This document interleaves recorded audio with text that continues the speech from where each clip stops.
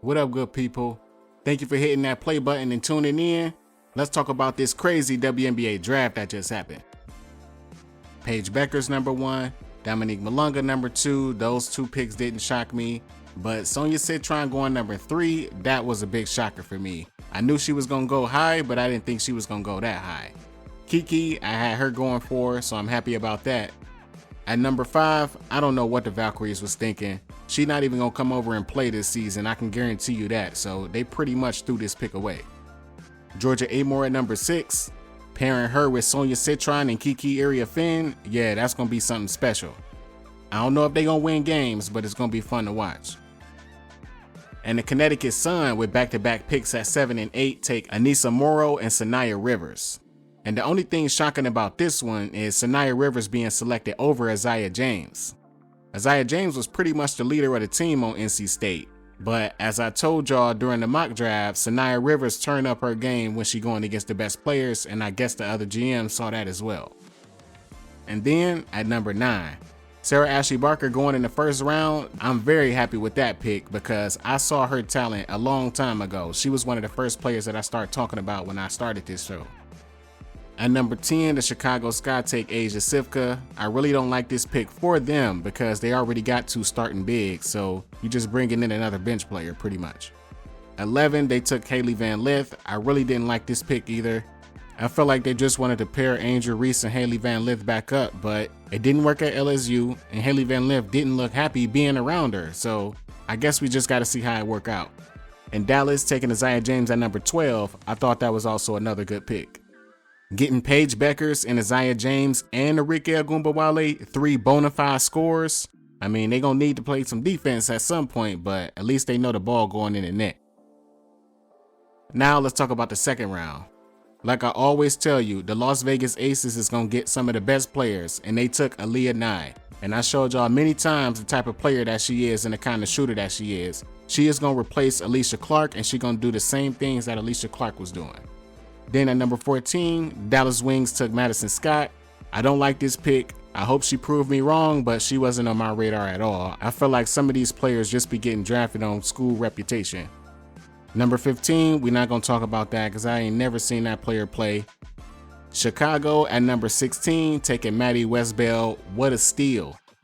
I thought she was going to go to Las Vegas, but clearly Las Vegas valued Aaliyah Nye shooting over Maddie Westbell. Then the Golden State Valkyries took Cheyenne Sellers. I'm very, very happy about this pick because that's actually where I predicted her to go. So this is one of the picks that I got right. Then Tahina Pau went next. This one kind of shocked me a little bit because I had her going in the first round. But like I told y'all, teams don't value these South Carolina players like the fans and the media do. They good players, but not many of them have been successful in the WNBA. So I think this is a good fit for her. She can come in and play behind Jordan Canada and spread the floor for Brittany Griner and Brianna Jones. Next 2 picks from the Indiana Fever, they took Michaela Timpson and Bree Hall. I love the Bree Hall pick. That's going to help them spread the floor a little more. Just imagine Sophie Cunningham and Bree Hall coming off the bench, knockdown shooters. Then you bring in Michaela Timpson, she gonna give you some of that toughness, and I think her and Natasha Howard is pretty much almost the same kind of player, so that's gonna be great for her to learn from Natasha Howard.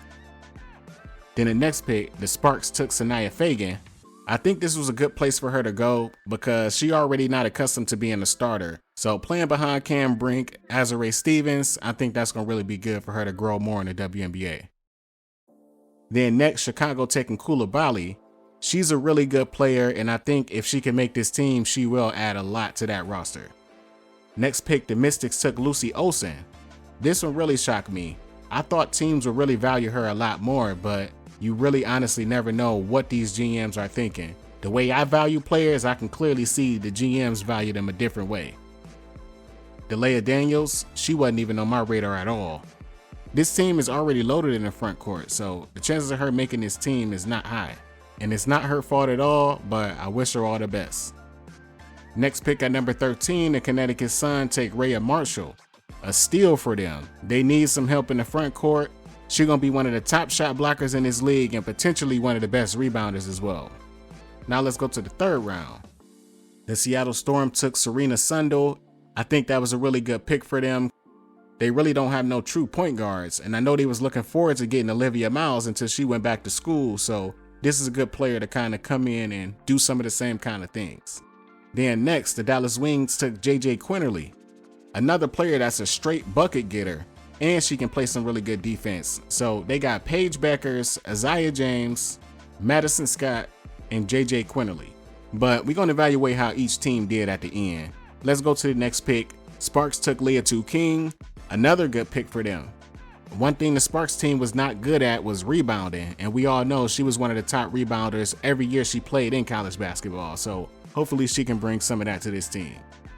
Next pick, Seattle Storm took Maddie Connor, another good pick for them. She got the ability to play point guard, and she can be a good spot-up shooter.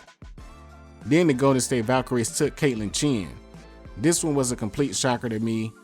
She is coming off a national championship, so I just hope it works out for them.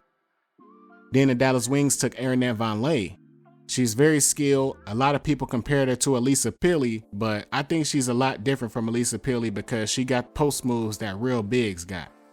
Next pick, the Washington Mystics took Zay Green. And this one kind of shocked me because they already took 3 guards, Georgia Amor, Sonia Citron, Lucy Olsen, and then Zay Green. On top of that, the team already got Brittany Sykes on the team, and she's going to be a starter. Those 4 rookies are really going to have to fight to see who make this team and who get playing time. So it's going to be fun to watch, but they're going to be right back at the top of the draft next year. Next pick, the Indiana Fever took Yvonne Ejim. She was pretty good at Gonzaga. She was included on one of our mock drafts last year, so go check that out if you haven't. Jordan Hobbs from Michigan. Michigan has a really good team. Jordan Hobbs was the leader of that team this past season, but they are powered by 2 freshmen, so we're going to talk about them soon. Next, the Las Vegas Aces took Harmony Turner. Very, very satisfied with this pick because I had them taking her on one of my mock drafts. I thought that they would take her because they always take good college players, and happy that I was right about this one. And some of these teams you can predict, but some of these teams you have no idea what they're going to do.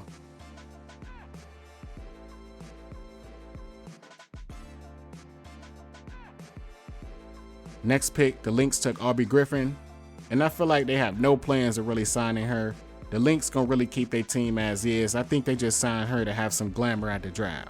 I'm sorry to say it, but I do think that some of these teams just pick based on crowd reaction. And the last pick from New York, they took a player out of France. I'm not gonna talk about her because I've never seen her play. But there you have a recap of the picks. Let's talk about who did the best job and the worst job. Number 1, Dallas, they had a really good draft, bringing in Paige, Isaiah, Maddie Scott, and JJ Quinterly, 4 players that can get buckets and play some defense. So if I had to say a team had the best draft, it would be Dallas number 1. Number 2 would be the Connecticut Sun, taking Anissa Morrow, Sanaya Rivers, Rhea Marshall. I think all 3 of those players will make the roster next year, and they'll probably be getting some type of minutes. So those are the 2 teams that I felt had the best drafts. The teams that I felt like had the worst drafts was the Washington Mystics. I just don't know what this team is building. Taking all these guards in the draft just didn't make sense. I knew they was going to take Kiki, but I still don't know how you going to put Kiki, Shakira Austin, and Aaliyah Edwards all in the same front court. So they got some explaining to do, and we just going to have to see how it work out on the court. Second, I feel like the Valkyries had a really bad draft. The player they picked in the first round from Lithuania, I have watched her play. She is a really good player, but I highly doubt that she's going to come over this year or even next year. That's another one we just going to have to sit and wait and see. But this team is just stockpiled with international players, so I don't know how they expect to win. They did take Cheyenne Sellers. I predicted they was going to take her, but I thought they was going to take her in the first round. Very shocked that she dropped down that far. Then in the third round, they took Caitlin Chen, and I just don't think she's going to add much to this team. I'm not even sure if she's capable of being the 7th or 8th player to come off the bench. I also thought the Aces had a really good draft. Walking away with Harmony Turner and Aaliyah Nye, I don't think you can be mad at that. Those are 2 really good players. We already talked a little bit about the Indiana Fever. I think it's going to be really tough for Yvonne Ejim to make this team, but Michaela Timpson and Bree Hall, you can pretty much count on them making the roster. I thought the Seattle Storm had a really good draft as well. They took Dominique Malunga, which is shocking because I had them taking her in the 3rd round. Silly me, they took her in the 1st round. Then they also took Serena Sundell, Maddie Connor, and Jordan Hobbs. It'll be really tough for these three to make the team because that Seattle Storm team is loaded at guard right now. Currently set to go into training camp at guard for the Seattle Storm, Erica Wheeler, Nika Mule, Skylar Diggins-Smith, Zaya Cook, and Lexi Brown. So they already got 5 guards lying in wait, and the chances of all 3 of them making this team is very slim. Now let's talk a little bit about the Sparks. They took Sarah Ashley Barker, Sanaya Fagan, and Leah King. I think Sarah Ashley Barker is going to end up working out and being one of the top players out of this draft, but Sanaya Fagan and Leah King, I think they got drafted based on the schools they went to. They are really good players, but making the team at their positions is going to be difficult.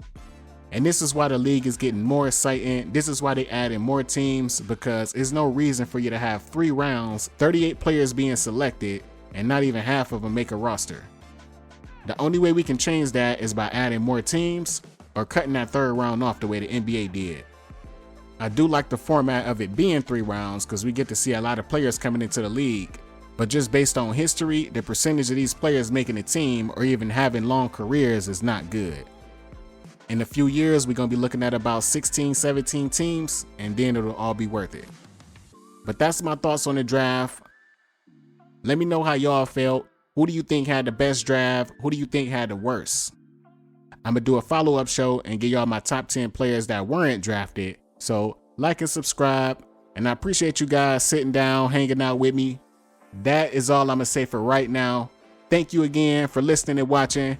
I'm Els for PRNM, and I'll talk to you on the next one.